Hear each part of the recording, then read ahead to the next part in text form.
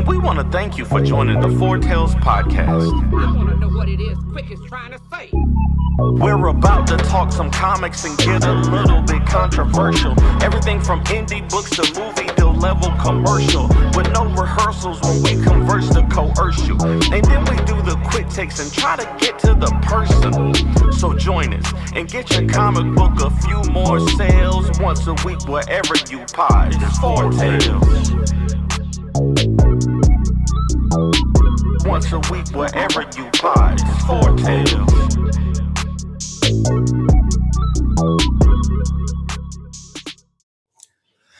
Ladies and gentlemen, boys and girls, children of all ages, Taurus Comics in collaboration with Fourth Wall Productions respectfully brings to you the 189th episode of the Four Tales podcast.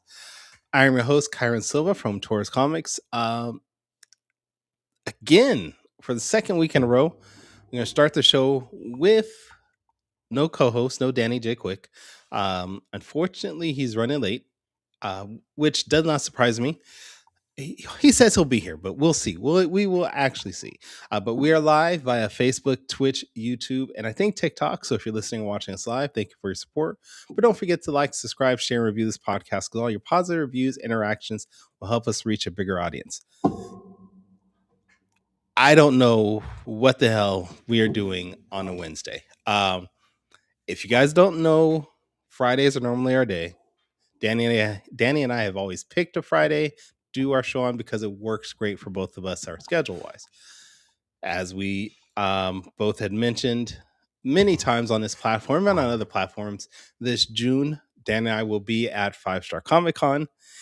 And I went back and looked at the amount of episodes we've done, and I realized that where we were at, 5-Star Comic Con would be our 199th episode if we did like an episode from the show, which that's what we plan to do.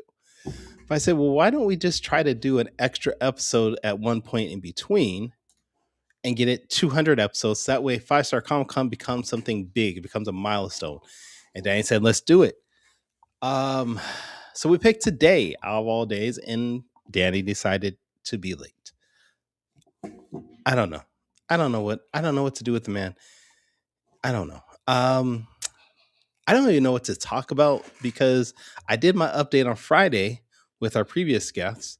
So I don't have nothing new outside of I bought my ticket to fly to Dayton, Ohio. I've done more inking. So yeah, that's all for me. So this is what I'm going to do since Danny's not here. I got nothing to talk about. I'm going to bring our guest on. This is not his first time on our show. He's actually been on the show quite a few times, talking about his book and other books I think he's been a part of. But he's an amazing writer, creator, inker. He has written not just comic books, but also novels, which we might have some time to get into that. But we're going to talk about his comic book. And he's overall just a really good guy to talk to. And that guy is Shaun Barbour. Hey, what's going on, guys? Hey, Guy, one single U. Yeah, I mean, if you're seeing more than me, we have an issue. EJ Slow.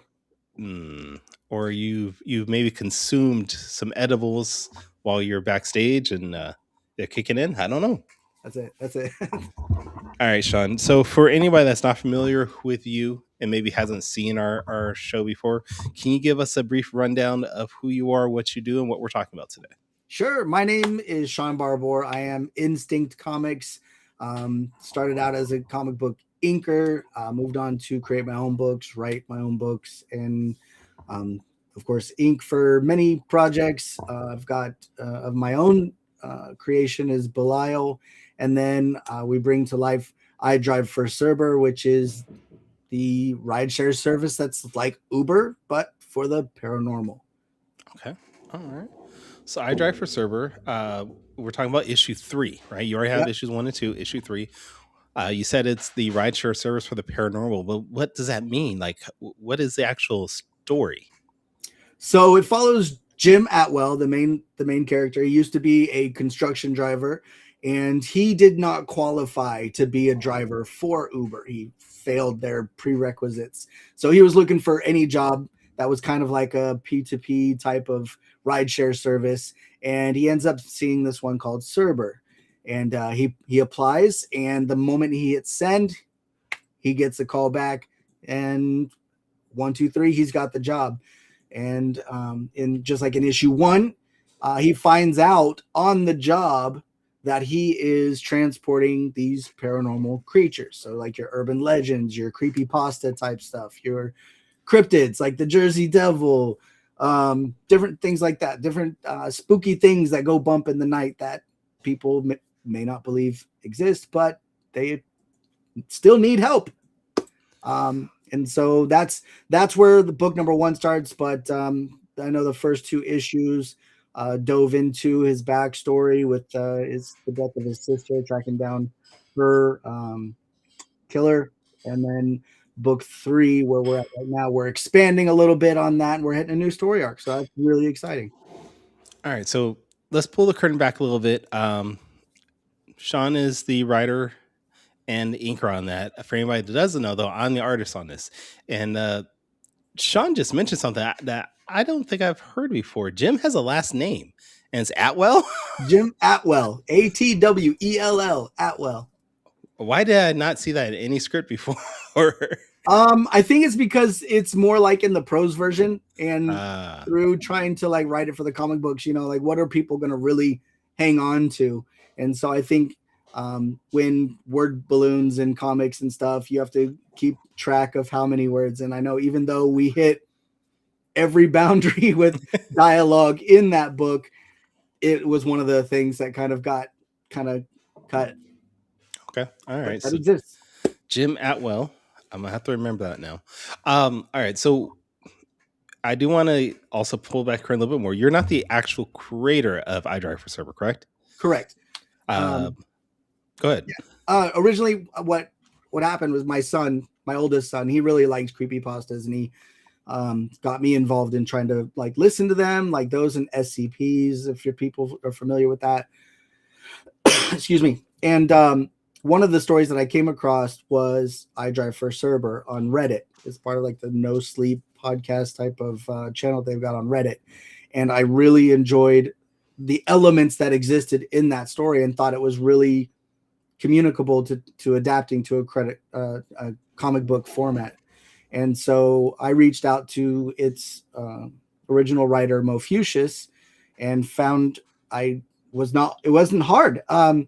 Reached out, got the real name, Michelle. At this point, it's been revealed, so it's not like as much of a secret. It was a pen name, but also found out that Mo Fuchsius lives near us, actually, which was a weird and serendipitous moment because through the creation of issue number 1, we all actually got to meet in person, hang out. It was nice. We were all actually able to be on point for actually signing each one of us the book, which was pretty rad. That was pretty rad. Yeah. So what was it about this story? Was there one particular thing that when you were reading Mo Fuchsius's version, you're like, God, this really would make a great comic book? Like, what was it? I love the fact that it's kind of like it's episodic. It's got heart. I do enjoy an underdog. If you're for those familiar with Belial, I kind of resonate with the underdog because of events that have happened in my life where I've had to make decisions and try to, scrape myself up from the bottom to be where I am. And that Jim's character resonated with me. And then the other entities that are around him and the elements there, I thought really added character, obviously, to the story. But each one was unique. They had their own voice. There was factual elements behind it, which I really appreciate.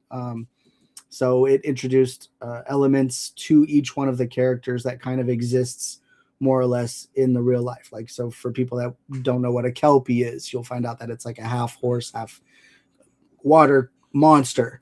And then we've got Ray, which is our version of a tall man. Wait, we can't say the more known name. I mean, it's more or less Slender Man. Oh, okay. It's it's more or less insinuated, but I know that there's licensing issues. So but Slenderman was derived from the cryptid, the Tall Man. So it's Yeah, safe and to say. wasn't Slenderman created originally by fan fiction, like just online fan That's the thing stories? about the creepypasta community is that most of those stories that originated there were not for profit. They were totally for people's enjoyment. And so people would just put it out there, and the community would consume it and more or less predict its resonance among the community and its success. And I know that Cerber, one of the things that really I thought was cool, it actually inspired its own spin-off series that somebody else did called I Ride for Cerber. And that takes off on its own little worst verse type of situation, which is since deviated and separated from the Cerber universe, but those elements are still there, that still exists, it's still a thing, and there is fan fiction that exists for Cerber. And we've moved up above that from fan fiction to actual storytellers within that arena, which is fun. That It's is an fun, honor, actually. really. Yeah, and it's cool when you get to see the people that were behind those groups, those actual fans, see your book and be like, "Yeah, this is exactly what I wanted." So that's actually pretty cool too. Oh, we've had people that wanted, that got Cerber driver T-shirts. They wanted the Cerber driver cards, which were really fun for me to kind of create. So now, if you want to be a member of Cerber, you can have the Cerber driver card, which was really fun. Little disclaimer and everything on the back, but all of those, and have had a few people reach out for those type of things, just to become members more or less of that community of people that enjoy Cerber. Now, issues 1 and 2, they're already made. Issue 3 is in the process of being completed. Am I right? Yeah, Danny actually finished the letters. Wait, I who? just have Who? to, Danny, that guy, he Oh. who is supposed to be president. Danny J. That's Quick. doing the letters. Danny J. Quick of Fourth Wall Productions. Danny Jeremiah Quick. Gotcha. Okay. But yeah, he's doing the lettering. I just have to go through and make some quick notes and send it back to him, and then it'll be finalized. And then it's all about just finishing the layout and getting it done, and then of course funding the book to get it in people's hands. Okay, that's where I was leading to. Funding. We're going through Kickstarter for this? Absolutely, yeah. Okay. I'm familiar with it. I mean, I've backed close to 200 different projects there, so I know the system kind of with that. Good track record. I know for I Drive for Cerber #2, we did get the Projects We Love stamp of approval from Kickstarter. Hey, Kickstarter. I've ran like 10 Kickstarters so far. I've never gotten a project we love. Why is everybody else getting these? Why am I not getting any love? I'm just asking.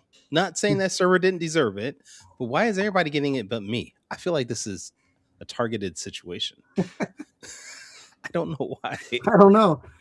I know some people have reached directly out to the people at Kickstarter and said, "Hey, I know a couple of people. Could you maybe check it out? They recommended I reach out to you. Can you just see if it's something that's in your arena?"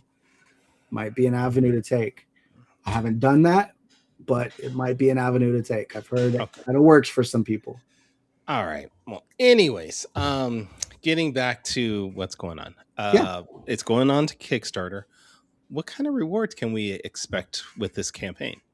Now, so far, I've opted out of the variant option just to keep things simple this time around. I do have the one now. If people start asking me for it during the campaign, I do know that you've penciled some like 2 more covers that are potential variants that are in the wings there. But I know that we've got the digital, we've got the physical version, of course. There's a catch-up tier for people that want to get into Cerber but don't know necessarily where to start. People can start with issue #3 because it is semi-episodic. The first arc is contained in issues 1 and 2, and then we've got 3. So, but we do have the early bird package, which is going to include the print comic, an air freshener, the driver card, and a hollow foil mini print. Um, I did put together. Let's see, we got what the original artwork in there, and then we've got the drawn in tier, which is the first time for me doing with any book that I've created. This would be the first time introducing a drawn in tier. Okay. Is there, out of the awards that you mentioned, is there anything that you're excited about specifically? I'm really excited to see who shows up for that drawn in tier. I think that's a lot of fun. But really, I'm the most excited just to get the books out there, Yeah. and to the more people that get it, the more opportunity there is to keep this car rolling, so to speak. And I know that I've got issue number 4 already scripted, and I want to just kind of keep my pedal, keep it on cruise control. I'd like to start turning some of these books, get back in the saddle a bit, because I did have to step away for a span of time to take care of some life events that were going on, and for the better over time. But I am nervous this time around. I'm always nervous, but stepping back in, it feels fresh. I feel new again in the arena that we exist with crowdfunding and stuff. But after taking a look, I think we've got a really good shot. No, I think so too. I'm excited for it because Cerber is an interesting series just in itself. It's not like anything else really out there as far as story wise. Like, you're not going to see, this isn't a superhero story, and this isn't really, not necessarily a redemption story in any way, but it's like a mixture of things. It's like, if you're into Buffy or if you're into Supernatural, you're definitely going to love this story. Yeah. But if you're just into just, even though it's a horror, there's still a lot of comedy in it too at times. So there's just so many elements about that book that I enjoyed as a creator and reading it myself, because I have backed both campaigns. Yeah, see, I think the best way maybe to explain it would be like saying that it's a well-grounded supernatural horror comedy. Because I mean, I like that. It pulls on all the heartstrings, because when you catch all the elements, each character is vibrant and distinctive in and of themselves. Each character has their own backstory, and you get to learn that as you go as well. And so it's not just throwing things in your face, even though there are those moments that are the shock reveals, the page turners. There is also the roots of something deeper inside every story that gets people invested in saying, okay, well, where are we going? How does this world get bigger? What are we going to see next time? It's the same thing that drew people in with like Scooby-Doo. You get your creature of the week, plus you get your overarching stories that kind of bands it all together. Okay. And I did put in the comments the link for the Kickstarter page. I just wanted to share that real quick, because you do have, what do they call this? The preview page? Is that what they're calling it now? Yeah, the preview Okay. page. Yeah. All right. So we have that up here. Now, one other thing I noticed also with issue 3 is that we got a new logo, which I love this new logo, but why the change on the logo? I honestly, the thing that led me to do this logo is that, one, I wanted something that was more had easier readability right off the shelf. Okay.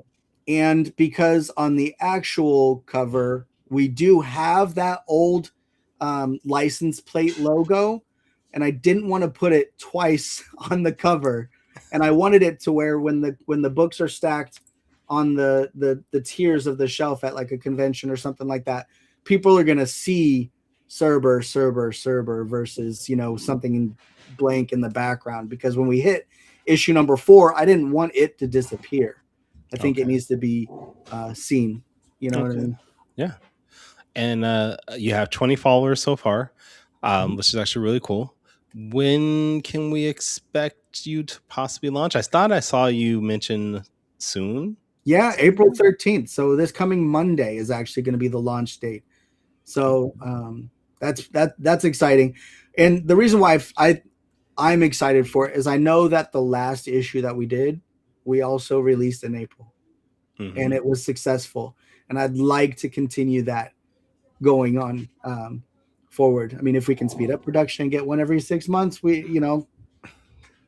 Hey, It'd be You nice. know, it'd be nice. It would be nice if we could generate the interest and of course the funds to keep everything, all the pieces rolling. Because right now, making comics is expensive, and I'm taking just as much of a chance as anybody with Kickstarter, because I paid for it up front.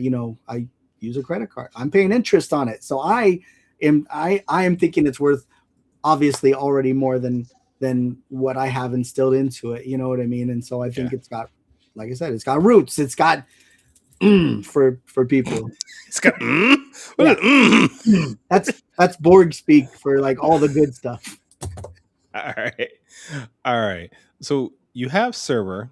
Yeah. I know in your back pocket you have Belial, Mhm. but you also have these books called The Hallowing and The Treatment. Yeah. Obviously, just looking at the cover of both of those and knowing what Cerber is and knowing Belial is a comedy, not necessarily horror, but there's horror aspects to it at times. Yeah.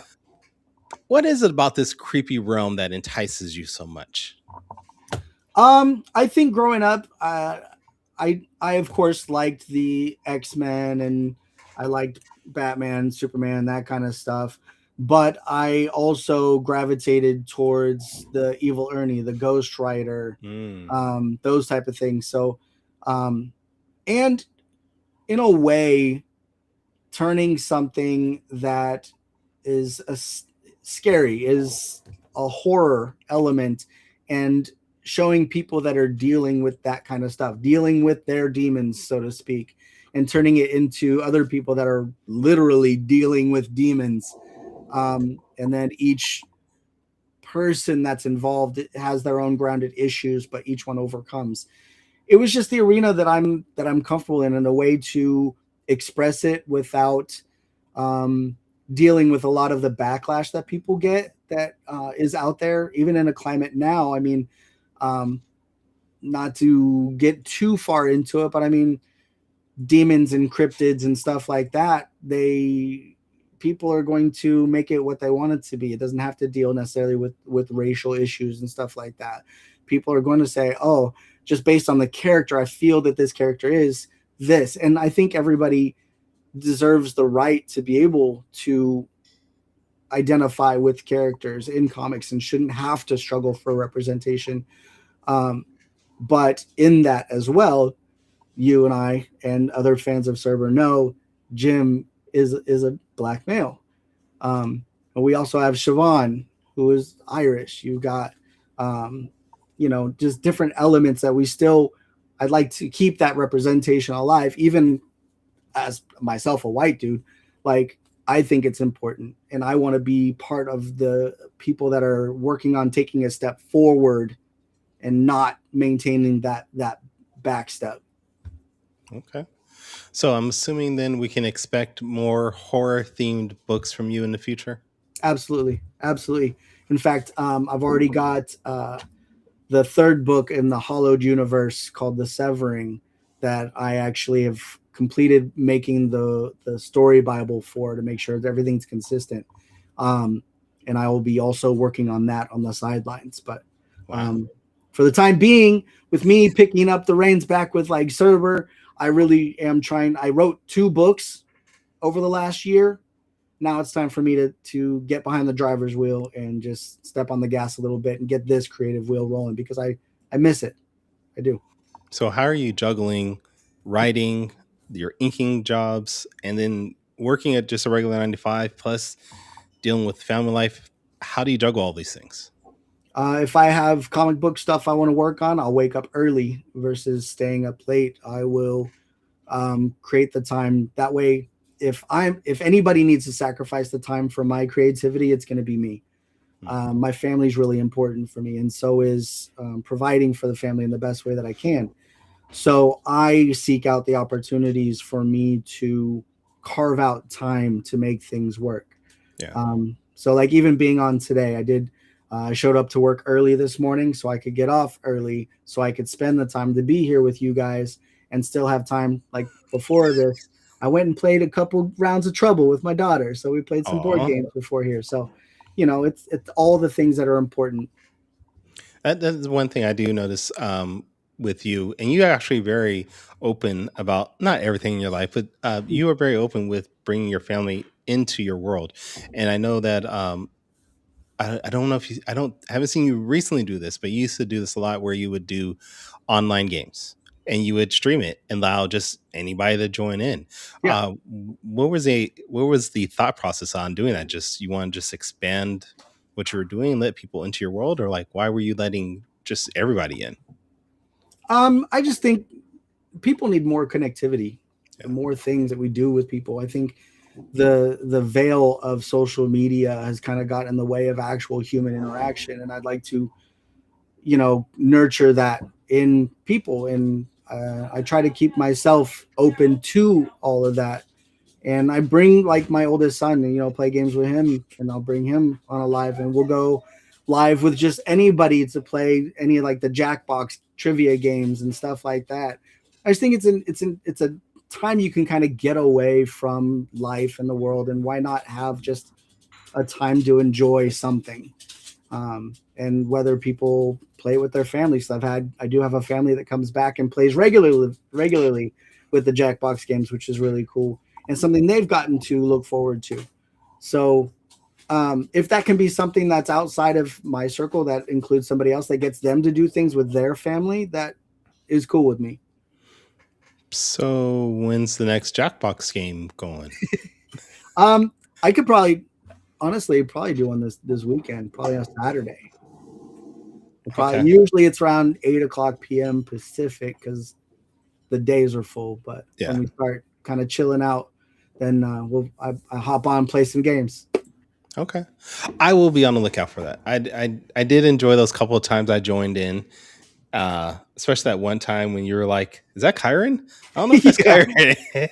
Yeah, it's always like the mythical creature that shows up. Like, I'm like, hold the phone, everybody. We got to pause the game for just a second. Yeah, that says that's Jim. There's no way that's Jim. Yeah, that was funny. Wait, who? Borg? What? No. I love messing with you, dude. You know you're my boy.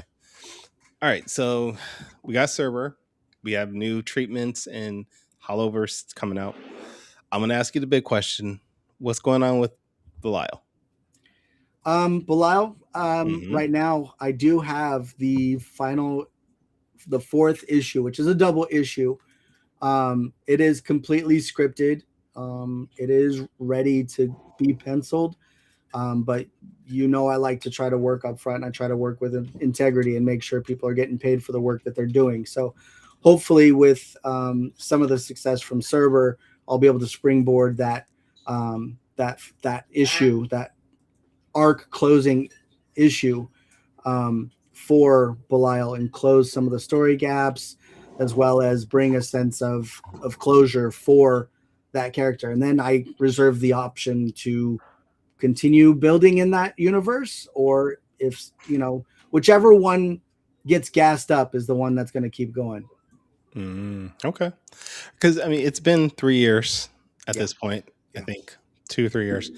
I would love to see how that ends. Just seeing Belial and his progression and his journey has been fun, and I know just from our conversations, I know of the issues that you're talking about, what's Mhm. caused delays, but I love the idea that you still have pressed forward on it and continue to strive to get this book out, because I know how much you love the book and the series and the characters. So that's just great for me. Well, for me, Belial was therapy. For a lot of people that know my backstory and the things that I went through, the story of Belial is about Belial, who gave away his power, so to speak, and he has to fight to reclaim what was rightfully his. So it's almost ironic that I faced the trials that I did regarding reaching issue number 4 to the point where I'm more or less figuratively or literally speaking, I'm having to reclaim my own throne to get Belial out there. I like And that. even though that fight is still there, it is going to happen. And I might look a little worse for wear over the years from having done it, but it's worth every punch along the way. It really is. Okay. All right. Well, this is normally the time where Danny would say it's time for quick takes. I guess Danny's not going to be a part of this today. I don't know, but he did give me the quick takes he was going to do, so I'm going to run it for him, and I am ready. So we're going to start that right now.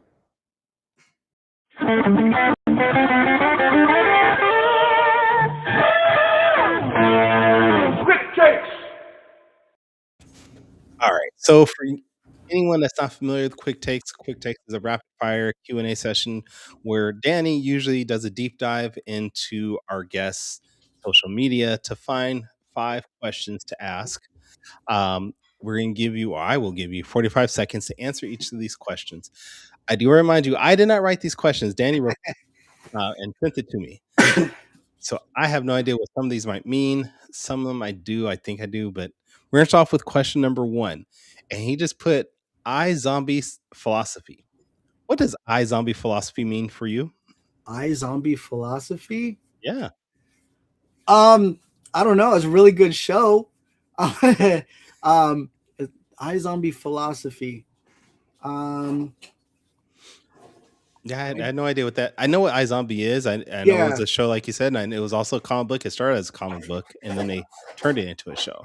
Maybe that, like, even though you might feel, worse for wear, dead inside sometimes, still alive, still push forward, and you can still find ways to make a meaningful existence out of something that could have been and has potential to be horribly devastating, and just maintaining, even though you need good friends along the way to kind of help recenter you.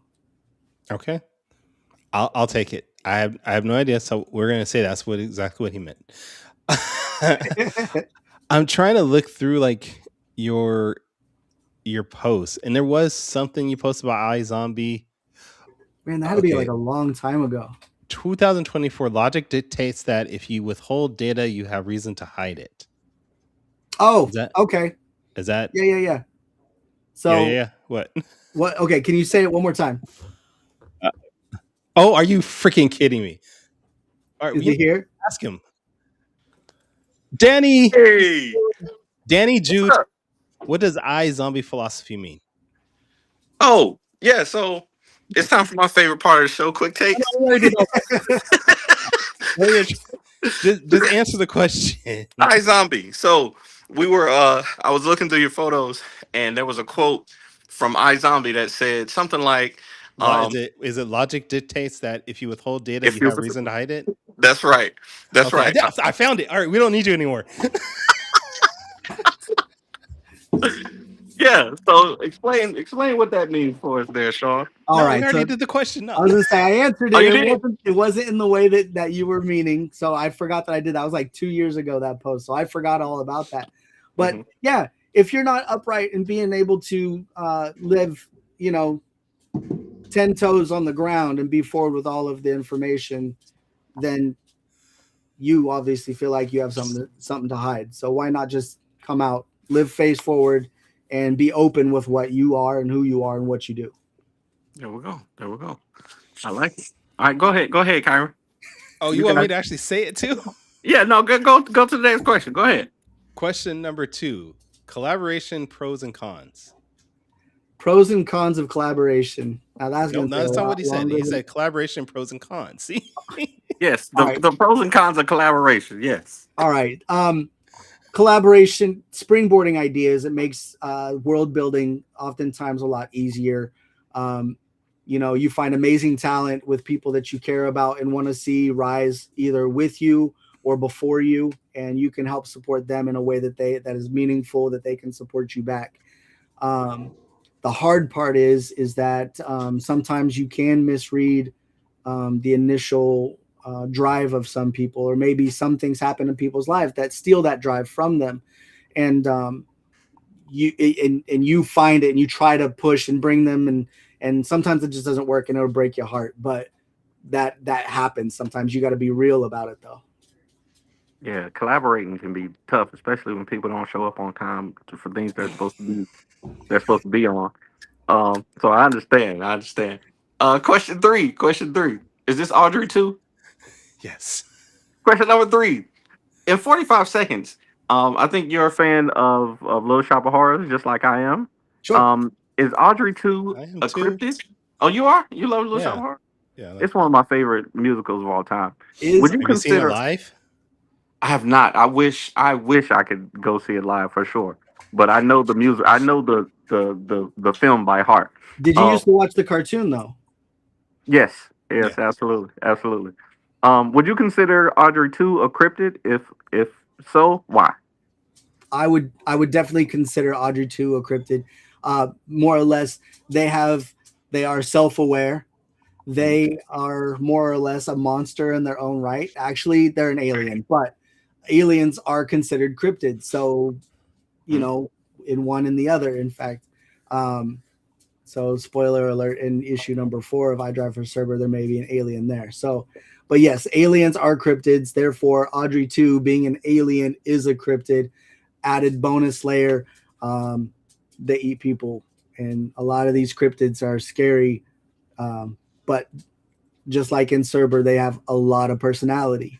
So they would fit right in the Cerber universe. I'm gonna have to watch Little Shop of Horrors now. Um, okay, Yeah. Is this alien that pops up in issue 4 by chance a cow? No, Okay, thank God, no, because I'm tired of drawing cows. it should be a horse. the cows and horses. I hate both of y'all.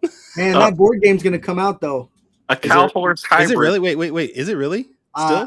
I've been in contact with Pizzata Games for that Earth Cows of Mass Destruction board game that you did the artwork for. I did artwork for, and I they thought it was. went through some things, had to relocate, and so now they're getting their feedback on themselves and they're going to be doing a Kickstarter for that as well. I just don't know when, but they are going to be doing that. I thought it was dead. So No, glad it's to not hear it. dead, man. It's not I dead. remember hearing about that a while ago. So It's been a hot minute. yeah, okay, that's awesome. Question number 4. This is the OnlyFans one, right? Mhm. Yeah. Question number 4. So if all the cryptids had an OnlyFans or only cryptids, as we call it, whose page would you subscribe to and why? God, that is so. Wait, that is so not what I thought that was gonna be when I saw that on the list. Oh, I don't know if you're aware, but Mothman's got cake. hey, Oh, snap! there you go. So There you go. that's all there is to it. Like if you go and you look at the statue, look it up sometime. Honestly, there's a whole thing about Mothman's cake. Like it's a whole thing. You know, they got T-shirts and merch and everything. Hey, I love it. And I'm going for Bigfoot myself. yeah, Damn. Yeah, I'm going for Bigfoot. That is some Did you cake. Google it? Kyron's already Did you pulled, Google it? Kyron's No. already pulled Mothman cake. I hope you went to your private browser. That is some nice cake too. Mm. Terrible. I'll show it okay. after question 5. Okay. Question 5. We always have to do a top 5 list Damn, for that's question some 5. juicy cake too. It's all And nice terrible. and round. Terrible. I should have asked that question. So I know you're a lover of music, like we all are. I want to know. This might be tough, but I want to know who are your top 5 bands of all time. Oh, top 5 bands of all time. All time. Yep. Okay. I got to give a shout out to Michael Jackson because Okay. I used to Wait. when I Jackson lived 5. Are we saying the Jackson 5 or Michael Jackson's? That's Michael Jackson. But Michael we're Jackson, We're just considering because that a band. was a core for me. And then real big fan of Green Day. Okay. Green Day's huge. Yeah. And I like Sister Hazel. So I know I'm pulling from different genres for each one of these bands. We got Sister Hazel. And then who else would I say? I need 2 more in 6 You got 5 seconds. seconds. Why did MC Hammer and Boys to Men? Okay. All right. Yeah. I like it. See, you went different. You went a different way than I thought you were gonna go. I Look, like that. listen, growing up, those were the foundational music. That was the foundational music for my appreciation as I was growing. Everything kind of stemmed out from there. Okay. I like it. Hammer time. Okay. Well, I used to watch that cartoon too with his little talking shoes. Oh yeah. That's classic. I remember the cartoon, but it was not that good. No, It was better than the New Kids on the Block wasn't great. cartoon. It was better than New Kids on the Block cartoon. You're right on that. I love it. Well, thank you for doing that for us. How many days do we got until 5-Star Comic Con, Kyron? I'm God, I hate you I so don't much. have my computer to do the things that I normally do. 73 days, 6 hours, 9 minutes, and 20 seconds. We will be at 5-Star Comic Con. Shout out to Tony Clapper and the 5-Star fam. We hope to see everybody there. Thanks for doing that. Back to you, Kyron. All right, I'm gonna show y'all some Mothman cake. Y'all ready? These are Yeah. big, round, and juicy. I actually do want to see this. Look at those big, round, juicy cakes right there. Delicious. That's funny. Damn, Delectable cakes. yes. Bro. That is look. You can see. I actually, you can see. That's why I typed in Mothman cake, and that's exactly what popped up. Why is the one on the bottom? Why does the bottom Mothman look like a Furby? Oh, this one, like this one right here. No, there was this two one. over from that, but all good. I don't know. It was there. It was there somewhere. Okay, it's okay. All right, Shaun, thank you for being a part of the show. You're always welcome to come back. But we do want to make sure everybody keeps up with you and follows up with your work in the future. So where's the best places online to do that? Look, you can find me as Shaun Barbour, just like my name's spelled, on Facebook. I am at Instinct Comics on Instagram, and I am Instinct on TikTok, and you'll find me there. And I'm trying to hang with the best of them, guys. All right. Danny, Jude, Quick, thank you for being on for 5 minutes. 7 minutes. He came on for the part that was his, for the Danny's quick takes. Seriously. He's like, we're doing quick takes. Let me come back on. Hey, I can at least show up for that part. But yes, if you want to find me, we're tingling. Yeah, exactly. fourthwallpros.com and at the Ace Blade on all social media platforms. Kyron, where can people find you, sir? You can find me at tourscomics.com. I am on all social media platforms at tourscomics. And this is the first time you've checked out our podcast, you can go to our website, fourtailspodcast.com. You can listen to our previous episodes, purchase merchandise, support us that way, buy a coffee, all those good things. And maybe you can watch the video of Danny showing us his room. It's lovely. It's nice. It's nice. It's nice. Join us though Friday in 2 days. Join us Friday. We'll be back our regular bat time, normal bat channel, where we are going to have Calvin Harris, aka Papa Bear, on the show to talk about his book. Until then, though, everybody, sayonara, goodbye, and please take care of yourselves. Yeah. It's your boy Danny J. Quick, and I'm here with Kyron Silva. And we want to thank you. Music provided by my brother, Quicks Made It. Find him online in YouTube, Instagram, and SoundCloud. I want to know what it is Quick is trying to say.